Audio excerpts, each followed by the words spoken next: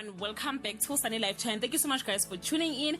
Themba Ndaba, who is well known for his character as Queen Brutus, and Sophie Ndaba, who is known as Queen Moroka on Generation, were previously married and they have 2 children together. The firstborn is 30 years and yesterday it was their second-born Luandle's 21st birthday. They both celebrated him on their Instagram page. Themba posted, "Happy 21st, my son Luandle. Wisdom, understanding, wealth, peace and greatness is yours. God bless you, Mr. Music Man.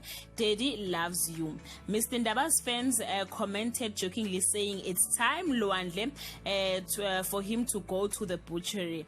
His mother Sophie also shared her heart, sharing a photo of herself and Luandle the son. She also revealed that Luandle was a miracle baby born premature. She further requested him to continue making her proud by respecting God, women, himself and his work.